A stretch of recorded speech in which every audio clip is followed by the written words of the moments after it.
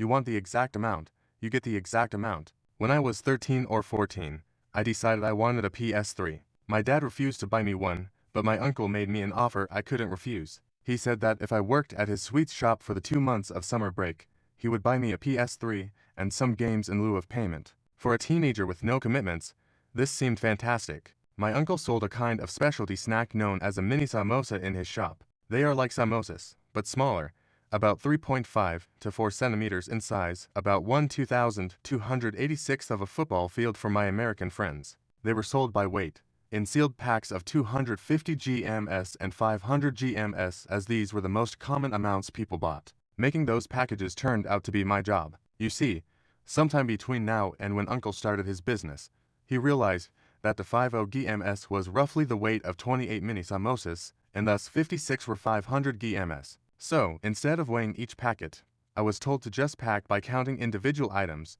which was easier and saved time. We also sold them individually for people who wanted larger, smaller, or unusual amounts. This was also around the time when our government started airing customer awareness PSAs, you go grahak, you go, for my fellow Indians. Basically, just telling customers to beware of fraudulent business people. This is relevant. So, one particularly hot afternoon, it was just me and my uncle at the shop. In India, frequent power cuts were very common during summers, and thus there were no fans or AC running. Both tempers and temperatures were running high at the shop that day. It was then that the villain of our story, Mr. Caron, made his entry. He was a local resident and a regular. He seemed angry from the onset when he barged into the shop. He took a look at the fans and saw that they weren't running, then angrily picked up a 500 gm pack of samosas and asked, "How many samosas are in this thing?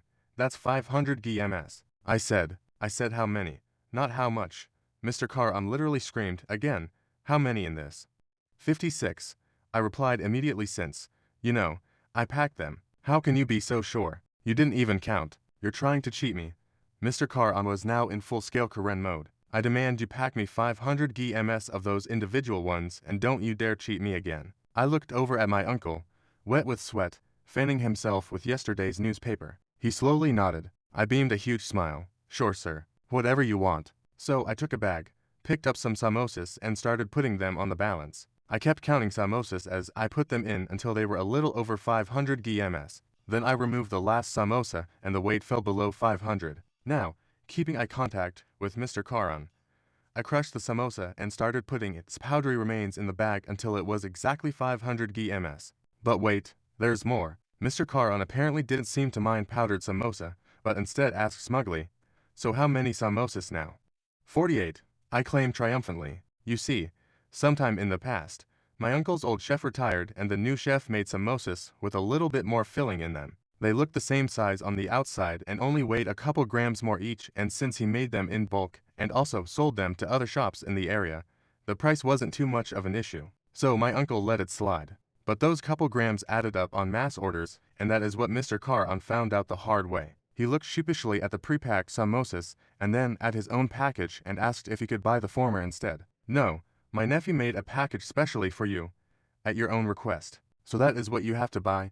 My uncle finally spoke. Mr. Caron silently took his pack, paid and left. He was a lot more respectful during his subsequent visits. I was reminded of this story yesterday when my PS3 finally died. As evident, English is not my first language. In fact, it's not even my third. So please excuse any mistakes. Edit.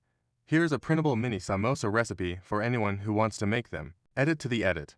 Since many of you want to know, here's a recipe for Sev. Edit 2.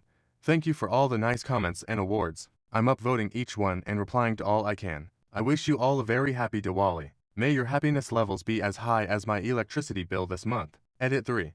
I just can't thank you guys enough for all the positive responses. Really made my week. I now understand what rip in box means.